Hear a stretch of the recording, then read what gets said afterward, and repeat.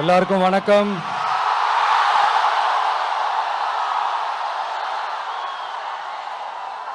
எல்லாரும் எப்படி இருக்கீங்க? சாப்பிட்டீங்களா?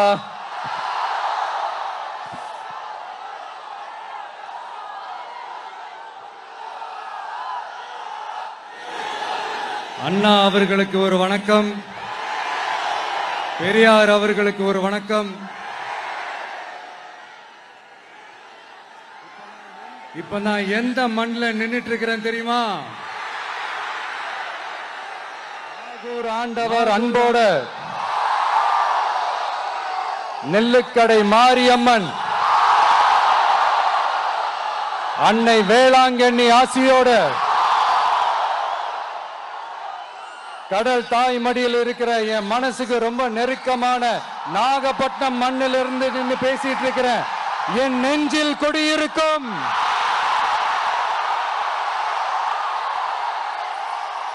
உங்கள் அனைவருக்கும்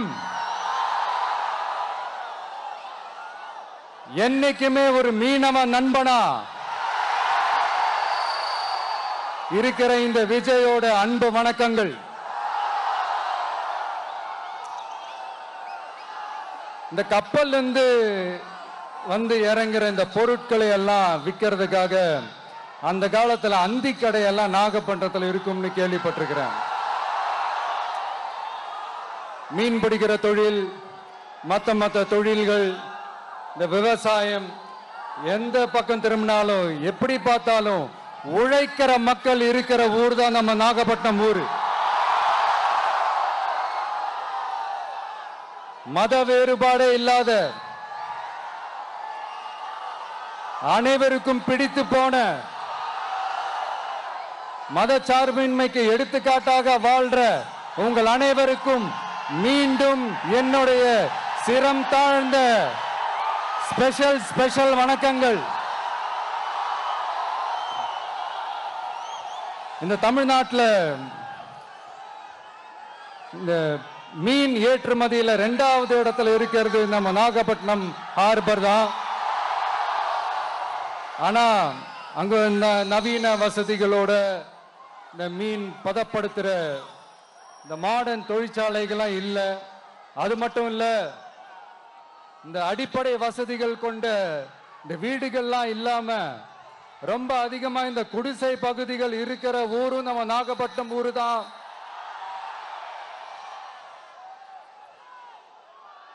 இந்த முன்னேற்றத்திற்கெல்லாம் எங்கள் ஆட்சி தான் சாட்சி.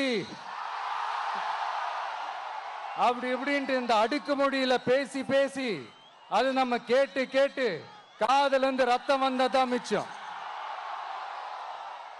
இவங்க ஆண்டது பத்தாதா? இப்படி தவிக்கிறாங்களே நம்ம மக்கள், அது பத்தாதா?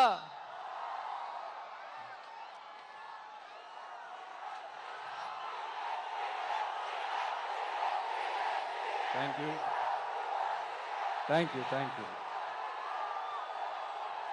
இந்த இலங்கை கடற்படையால நம்ம மீனவர்கள் தாக்கப்படுறதையும் அதுக்கான காரணத்தை பத்தியும் அதுக்கான தீர்வை பத்தியும் நான் மதுரை மாநாட்டிலே நான் பேசியிருந்தேன். அது ஒரு தப்பா? மீனவர்களுக்காக குரல் கொடுக்கறதும் அவங்களோட நிக்கிறதும் நம்மளுடைய கடமை, நம்மளுடைய உரிமை. நான் என்ன இன்னைக்கு நேத்தாங்க அவங்களுக்காக குரல் கொடுக்கிறேன். இதே நாகப்பட்டினத்துல 14 வருஷத்துக்கு முன்னாடி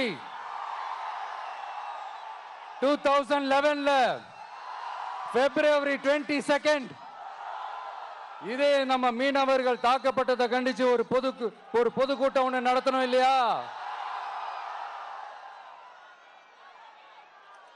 இந்த விஜய் களத்துக்கு வர்றது ஒண்ணு புதுசு இல்ல கண்ணா. எப்போ வந்தாச்சு. என்ன ஒண்ணு, முன்னாடிலாம் விஜய் மக்கள் இயக்கம் என்ற அந்த இயக்கமா வந்து நிற்போம். இப்ப தமிழக வெற்றி கழகம் என்ற அந்த ஒரு அரசியல் இயக்கமா வந்து நிக்கிறோம். அவ்வளவுதான் வித்தியாசம். அன்னைக்கும் சரி, இன்னைக்கும் சரி, இனிமேலும் சரி, மக்களுக்காக மக்களோட நிக்கிறது தான். இது புரிய வேண்டியவங்களுக்கு புரிஞ்சா சரி.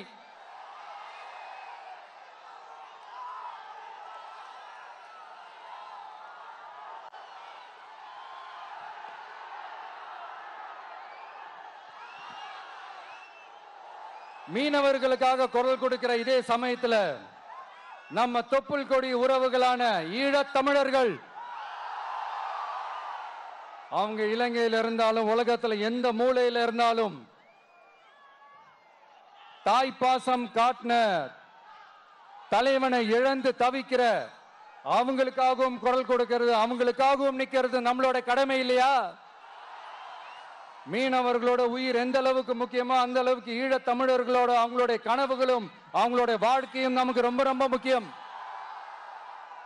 நம்ம மீனவர்கள் படுற இந்த கஷ்டத்தை எல்லாம் பார்த்து ஒரு பெருசா ஒரு கடிதம் ஒண்ணு எழுதிட்டு அதுக்கப்புறம் கப்சிப்னு சைலண்டா போறதுக்கு நாம ஒண்ணு இந்த கபட நாடக திமுக அரசும் கிடையாது.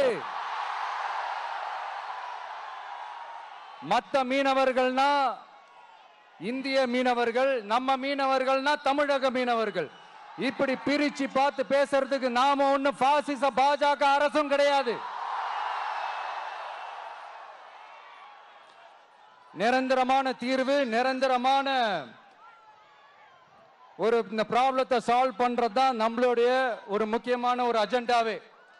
சரி, இப்ப நம்ம நாகப்பட்டினம் ஏரியாவுக்கு வருவோம்.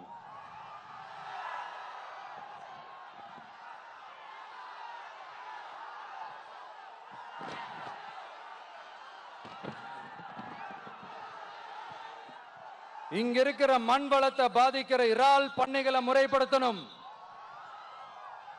அப்பதான் மீனவர்களோட வாழ்வாதாரமும் விவசாயிகளோட வாழ்க்கையும் பாதிக்காம இருக்கும். கடலோர கிராமங்கள்ல மீன் அரிப்புல இருந்து பாதுகாக்கிற அலையாத்தி காடுகளை அழிக்கிறத பத்தி தடுத்து நிறுத்தி அதுக்கு ஒரு வழி பண்ண வேண்டிய அரசாங்கத்துக்கு இதை விட ஒரு முக்கியமான ஒரு வேலை ஒண்ணு இருக்கு. அது என்ன தெரியுமா? சொந்த குடும்பத்தோட வளர்ச்சியும் சொந்த குடும்பத்தோட சுயநலமும் தான் அந்த முக்கியமான வேலை. இங்க இருக்கிற மக்களுக்கு குடிக்க தண்ணி இல்லாம தவிக்கிறாங்க. அதுக்கு தீர்வா காவிரி தண்ணியை கொண்டு வரலாம், மக்களோட தாகத்தை தீர்க்க. கொண்டு வந்தாங்களா? இவ்வளவு பாரம்பரிய கடல் சார்ந்த ஊர்ல ஒரு கவர்மெண்ட் மெரைன் காலேஜ் ஒன்னு கொண்டு வரலாம். கொண்டு வந்தாங்களா? மீன் சம்பந்தமான எந்த தொழிற்சாலையும் அமைக்கல. அமைச்சாங்களா? அட்லீஸ்ட் நிறைய பேருக்கு வேலை வாய்ப்பு கிடைக்கிற மாதிரி தொழில் வளர்த்தியாவது பெருக்கலாம், அதையாவது செஞ்சாங்களா? ஆனா ஒவ்வொரு டைமும் வெளிநாட்டுக்கு டூர் போயிட்டு வர்றப்பெல்லாம் அத்தனை கோடி முதலீடு, இத்தனை கோடி முதலீடுன்னு சிஎம் அவர்கள் சிரிச்சுக்கிட்டே சொல்லுவாரு. சிஎம் சார், மனசை தொட்டு சொல்லுங்க, வெளிநாட்டு முதலீடா இல்ல வெளிநாட்டுல முதலீடா? ஒட்டுமொத்த தமிழ்நாட்டுக்கும் முதலீடா இல்ல உங்க குடும்பத்தோட முதலீடு வெளிநாட்டுக்கு போகுதா? வேளாங்கண்ணி, நாகூர், கோடியக்கரைன்னு இங்க இருக்கிற டூரிஸ்ட் பிளேஸ் எல்லாம் கொஞ்சம் நல்லா டெவலப் பண்ணலாம். பண்ண என்ன குறைஞ்சா போயிடுவீங்க? வேதாரண்யம் பகுதியில் உப்பு ஏற்றுமதி செய்யறதுக்கு வசதியை செஞ்சு கொடுக்கலாம். செஞ்சாங்களா? நாகூர் ஆண்டவர் அரசு மருத்துவமனையில பிரசவம் பார்க்கிற டாக்டரே இல்லையா? நாகப்பட்டினம் புது பஸ் ஸ்டாண்டையாவது சுத்தமா சுகாதாரமா வச்சுக்கிறாங்களா? நாகப்பட்டினம் ரயில்வே ஸ்டேஷன் வேலைகளை சீக்கிரமா முடிச்சு வைக்கலாம், அதையாவது செஞ்சாங்களா? இங்க ஏற்கனவே இருந்த ஸ்டீல் ரோலிங் மில்லையும் ரயில் பெட்டி தயாரிக்கிற தொழிற்சாலை மூடிட்டாங்க. அத மறுபடியும் திறந்தா நிறைய பேருக்கு வேலை வாய்ப்புகள் கிடைக்கும். ஏன் அதை பத்தி யோசிக்கல?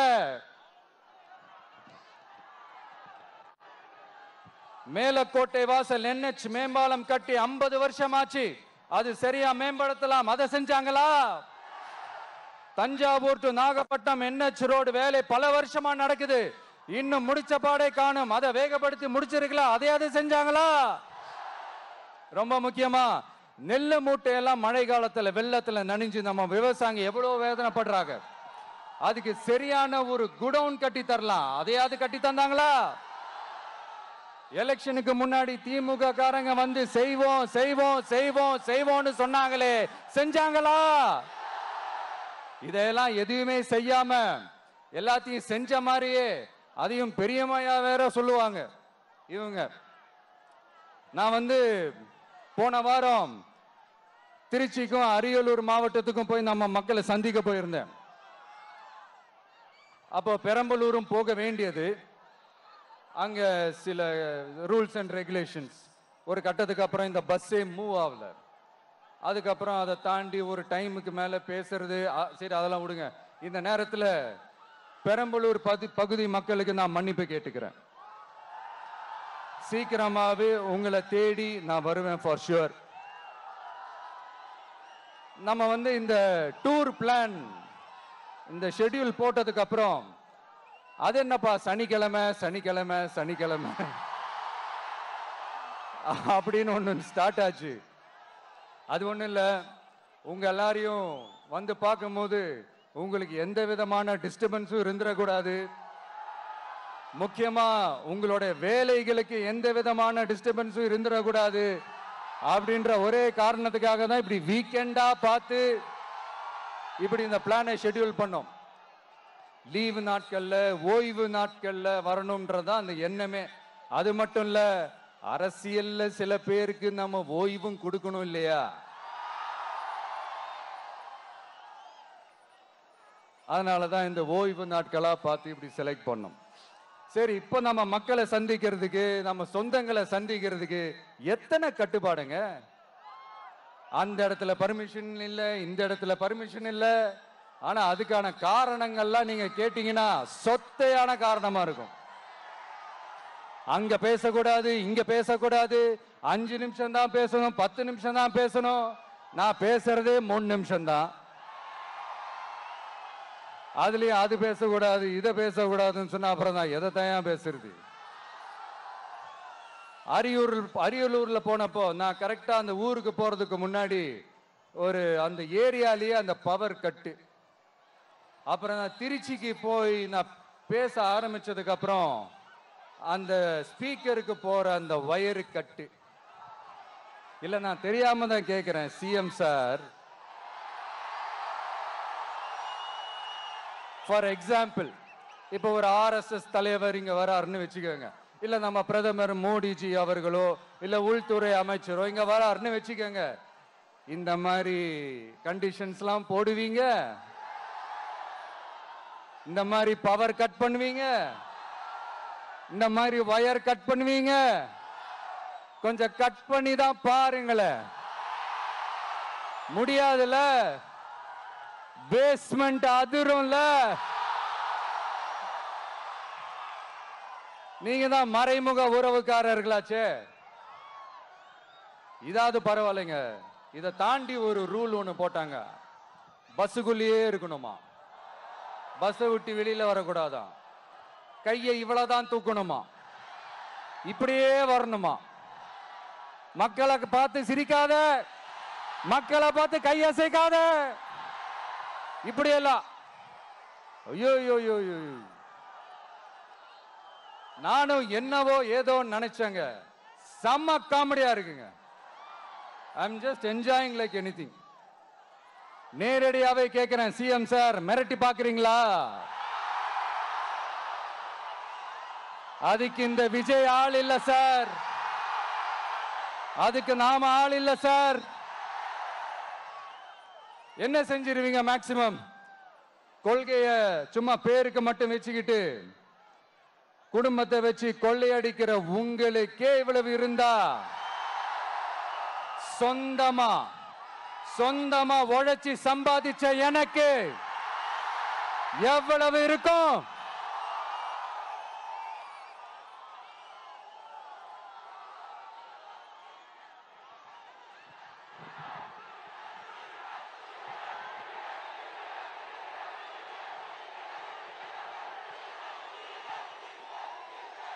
தேங்க்யூ நண்பா.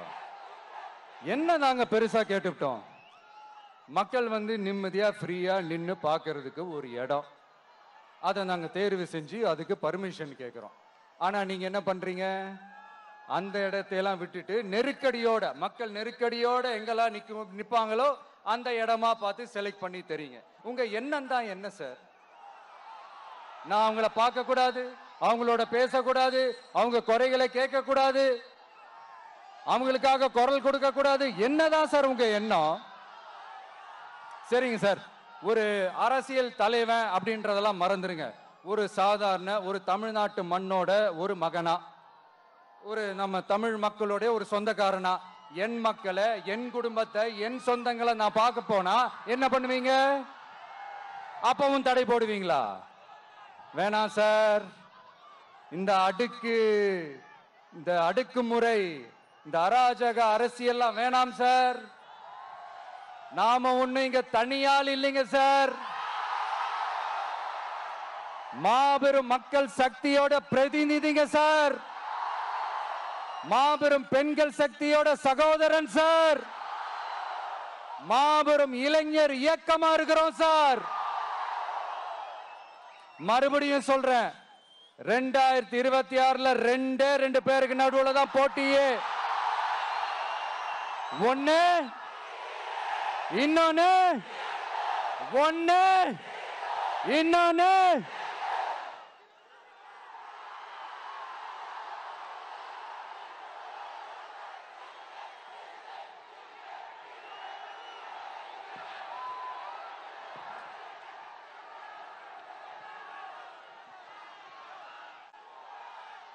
இந்த பூச்சாண்டி வேலையெல்லாம் காட்டுறதை விட்டுட்டு தில்லா கெத்தா நேர்மையா எலெக்ஷனை சந்திக்க வாங்க சார். பார்த்துடலாம் சார். கொள்கையை பேருக்கு மட்டும் வச்சுக்கிட்டு குடும்பத்தை வச்சு தமிழ்நாட்டை கொள்ளையடிக்கிற நீங்களா, இல்ல தமிழ்நாட்டில் இருக்கிற ஒவ்வொரு வீட்டுக்குள்ளேயும் ஒருத்தனா இருக்கிற நானா, இந்த விஜயா? பார்த்துடலாம் சார். இனிமேலும் இந்த தடைகள்லாம் போட்டீங்கன்னா நான் நேரடியா மக்கள்கிட்டயே பர்மிஷன் கேட்டுருவேன். மக்களே நீங்க சொல்லுங்க, நான் உங்களை பார்க்க வரக்கூடாதா? நான் உங்களோட பேசக்கூடாதா? உங்க குறைகளை நான் கேட்க கூடாதா? உங்களுக்காக நான் குரல் கொடுக்க கூடாதா? இப்படி நமக்கு தடையா போடுறாங்களே, இந்த திமுக அரசு மறுபடியும் ஆட்சிக்கு வரணுமா? உங்க நல்லதுக்காக நம்ம உங்க டிவிக்கு ஆட்சி அமையணுமா? சத்தமா சத்தமா கேட்டுச்சா மை டியர்? ஏன்பா, நான் தான் அப்பவே சொன்னல, அவருக்கு ஆசையா பாசமா கூப்பிட்டா பிடிக்க மாட்டேங்குது. ஏன்பா மறுபடியும்? கேட்டுச்சா சிஎம் சார்?